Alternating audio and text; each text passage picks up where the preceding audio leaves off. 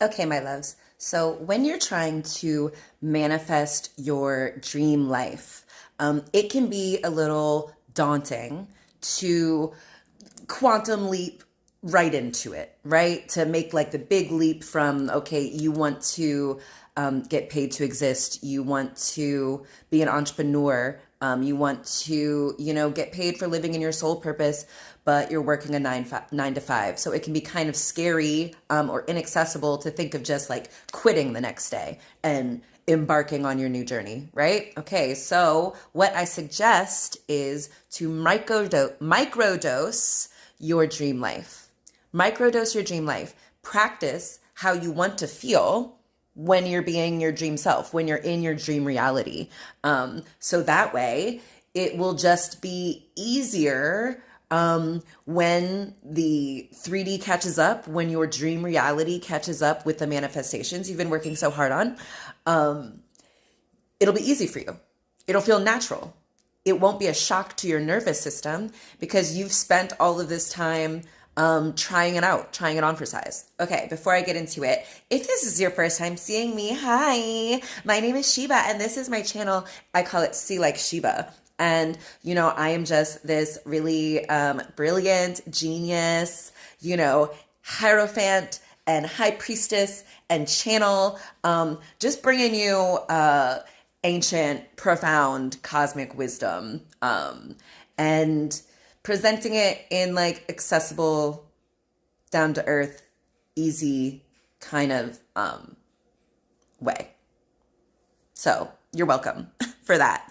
And yeah, if you don't resonate, don't worry about it. You'll get it one day. But for the people who do, yeah, I am, I talk about a lot of esoteric things, a lot of things that are going to be for a small amount of people or a specific niche group of people right now, because, pretty soon everybody's going to be like, oh my God, she was so right. She was giving away all this beautiful wisdom for free. Anyway, okay, give me a like, give me a subscribe, and turn on that notification bell so you can get notified when I come on, which is pretty much every day, because I just have so much stuff to share, and I've been holding myself back for so long, so you're going to get it now. Okay, so what was I talking about? This one, I was talking about how microdose your dream life, right? So we want to practice how we want to feel. So if you have ever done any psychedelics, like psilocybin mushrooms, then you'll know that like there's a certain dose you take. They call it a hero dose. And at this dose, it's actually therapeutic. Like it can help you with PTSD because it has this effect on your brain that it like dissolves all the illusions. So all the social conditioning, the ego stuff that, is put upon us all of our lives, you take this hero dose and it just all dissolves, and it can be really uncomfortable because time doesn't exist. The differences between you and another person, you and the other things, is an illusion. And so it can feel really disorienting and really like, I'm thinking all of my thoughts. Like I have no, fears or attachments, but like, it's like so much power at one time. It can be overwhelming, right? And so it can be helpful if you're venturing into plant medicine and psychedelics to microdose. Even if it isn't your first time, like it can be just really fun to microdose, which is take a really small dose, a microdose, rather than like a full-size dose. And so when you microdose, you can like just go about your day and have like an interesting new perspective. Like I feel like your pupils dilate a little bit, you let more light in, so things are just a little bit more otherworldly, a little bit more divine and magical. And yeah, so it's a really interesting experience. You can get the a little mini effect of a full dose of psychedelics in just a little bite-sized, package. Okay, so when you're trying to call in your dream life, when you're trying to bring in your dream life into your reality, it will be helpful to microdose it. So when I used to be working my 9 to 5 lawyer job, working for the government, I would take off work. I had a lot of leave. And so I would take days off and I would just pretend that I was in this period now where I didn't have to work. I knew I was infinitely resourced, that the divine always gave me whatever I needed. And so I didn't have to stress. I didn't have to answer to anyone. I didn't have to do anything because it was already done. So I could chill. I could live in this like higher self version and I could just pretend. So I would, take off maybe the day before so I wouldn't have to interact with my supervisor at all. And then I would turn off my alarm and I would start my day like just, without an alarm. I would wake up leisurely. And then I would have to remind myself that everything's done. I don't have to answer to anyone. I get paid for breathing, for existing, for playing. So let me get to playing. Let me get to making my money. Okay. And so I would just give myself a day, 8 hours at least, where I would just exist in this future timeline, which is now my present timeline, where I don't have to answer to anyone and I can just chill. And I just know I've got it. I'm living my life as this seer and this sage and, kind of spiritual leader and advisor. And so for me, my dream life, it is very expansive. My days are spacious. I don't have anything scheduled really. And I get to fill my time with like following my intuition. So doing whatever I want, whatever I'm called to do, and seeing the magic in each of those moments. I like to make something really profound out of the mundane, which is alchemy, actually, transforming a base metal into a valuable metal is like what the traditional idea of alchemy is. But it's the same thing, transforming something that is mundane into something profound and valuable, okay? So you could think of your day off, your weekends, as just you're happy to have it, like you're working for the weekend and that's like all you're gonna get. And so you cram all of your fun stuff into your weekend because you've told yourself that's the only time you can do it. But what if you just space that out, microdosed your weekend throughout the week? What are the ways in which you can, so I started to, in addition to taking days off and microdosing what it was like to live my dream life, I would also,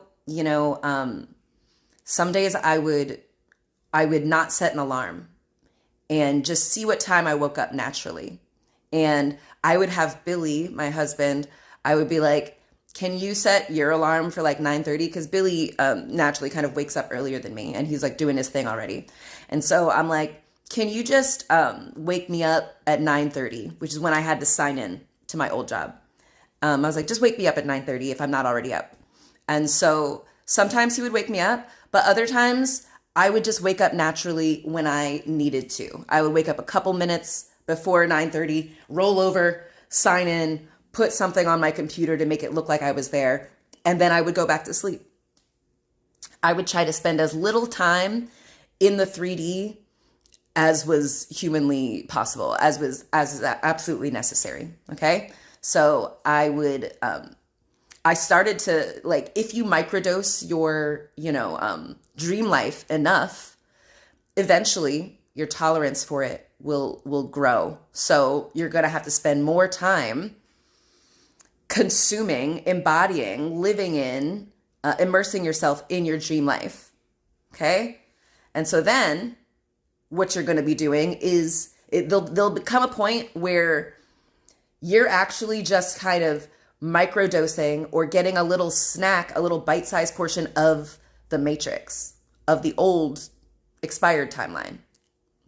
So I started to live so fully in this timeline where I spend my time, getting high, talking to myself in the mirror, looking at myself, admiring myself, reading, learning, sitting outside, pondering, meditating, listening to things on YouTube, subliminals, robotic affirmations. I devoted so much of my time to that it then came like my matrix job was the like afterthought. That was the thing where I was like, I had spent my whole day just chilling, and then I would be like, oh shit, I think I'm supposed to sign out soon. And that would be the annoying thing. I'd be like, oh gosh, now I have to like do that. And so it started to be, the annoying part was like having to spend any time away from my soul purpose, from my dream life. So, the point of the like waking up without an alarm is you're learning to trust yourself. We have this fear that if we like don't have an external thing to wake us up, then we're not going to do the things that we have to do to survive. But if you give yourself a chance to trust yourself, you're going to see how good your body is at keeping you alive, getting things done for you to be able to thrive. Okay? You're going to see like, you don't have to set an alarm, and your body's going to naturally wake you in time. Yeah. So, other ways to like keep microdosing your dream life too is, so when you're in the matrix, it's very like everyone is like your supervisor wants to know where you are at all times. You have to let them know if you're going to take off. You have to ask permission to do all this stuff. You have to just be very engaged with other people. And so you want to start practicing what it feels like for people to not have access to you. Okay? So when the first thing I did when I quit my job was I deleted all of the supervisors' numbers that I had in my phone. I deleted every supervisor, every work person I deleted, because like, what do I need them for? And in fact, even some of these supervisors and people who I met in like the last year where I was working, where I was like really starting to be like, okay, I'm done. Those people, I didn't save their numbers. So they might have had to message me a couple of times, and I just didn't even save it because I knew it was going to be like my Uber driver or someone who drops off something for delivery. You know, I don't have a relationship with them. They're not a part of my life. So I don't have to invest in them by giving them a name. Like, remember in Austin Powers, I think Goldmember, when he's going around, you know, killing all the bad guys, and he gets to one henchman who doesn't even have a name tag. And he's like, just fall down. I don't even want to waste a bullet on you. You don't even have a name tag. Like, you're not in the story. And that's how I started to treat my coworkers, the people in the Matrix. I'm just like, who are you? You're not in this season of Sheba's life. I'm sorry. You must have not gotten the rewrites, babe. You're not in this scene. You're not in this storyline. So start writing people out. Anyone who tries to keep you too attached to the Matrix, okay? Anyone who tries to make you take seriously the old rules. Anyone who tries to use fear and shame and scarcity and lack to try to trick you and lure you back into keeping yourself small, into doing something you don't want to do. Start phasing them out, babe. Yeah, so when you're microdosing your new life, your dream life, how, you know, when you're living your dream life, like now, like I still go to the bathroom, of course. I still go to sleep. I still have to buy groceries. I still have to do certain things to keep myself alive and going, and comfortable. And so practice how you want to feel in your dream life during those small moments. It might not be so easy, I guess, for some people to just take off work, right? So when we all are legally entitled to a bathroom break, okay? So when you are going to the bathroom, go to the bathroom as your highest self. Eat lunch as your highest self. Eat lunch in your dream life. So in your dream life, are you rushing through lunch because you're just trying to finish quickly so you can finish up your work before the work day is over so your boss doesn't get mad at you? You want to reach the deadline, right? So you're just eating lunch, quickly, it's not really for food or for taste or flavor or pleasure. It's because you have to, my husband used to, when he used to be on like his grinding idea, he would eat those meal replacements, these like smoothies that have like the nutrients, because he used to think of eating as a distraction from his true task, which is working to make money, right? And I think a lot of us are taught that. Maybe not to that extreme, but we are kind of taught that eating is either something we have to speed through or skip, or else, on the other hand, it's like our escape. It's like, no one talk to me during these 15 minutes where I get to myself to just eat this fucking sandwich. Start making, your lunchtime, your bathroom breaks, your time. How does your highest timeline, your dream self, take a shit? How does your highest self, your dream life self, approach lunch? Are they skipping it? Are they like, oh, I got to do it. I got to order my lunch by this time? Or do they know they have all day? That like breakfast, lunch, dinner, those are kind of made up things. I can eat as many or as few meals as I want whenever I want. I can eat whatever I want of those meals. So microdose your dream life by like really sitting with yourself when you start to get hungry. Really ask yourself, what do you want to eat? And I challenge you not to eat at your desk, because if you were in your dream life, you wouldn't be doing that. You wouldn't be rushing through lunch. You wouldn't be like, oh, happy that lunch finally came, so you had this brief reprieve from your like arduous, day. You would just be like, oh, you know what? I'm hungry. I think I want something to eat. And maybe you order lunch out. Maybe you make a salad. Maybe you, I don't know, whatever you want. But you do it slowly because you're a leisurely lady who lunches, person who lunches. You make money when you are chill, when you are pouring into yourself, it comes back to you. So you take your time. You're intentional. You're not just like, I'll have whatever everyone else is having. No, babe. What do you want? What does your dream self want? How would you be approaching lunch in your dream life? Would you have a drink with lunch? If you knew you didn't have anything to go back to, like any work or anything to do, like, or if you knew you could do your work while a little buzzed, you would do it, right? Okay, then do it. Yeah. Okay. That's pretty much what I wanted to say. Hello. Yes. Hey, baby Saja. Hey, Waxen. What's going on? I am great. And I hope you guys are good too. Okay. So start practicing how you want to feel. So another thing, like final thing, let me just wrap up. So yeah, you're like, rather than like being like, oh, this is how I want my dream life to look specifically. I drive this type of car. I'm doing this. Focus on how you want to feel, on how your dream life version of you feels. Are they going about their day stressed because they know they don't have it, because they're still working? They got to work hard, because they're behind schedule?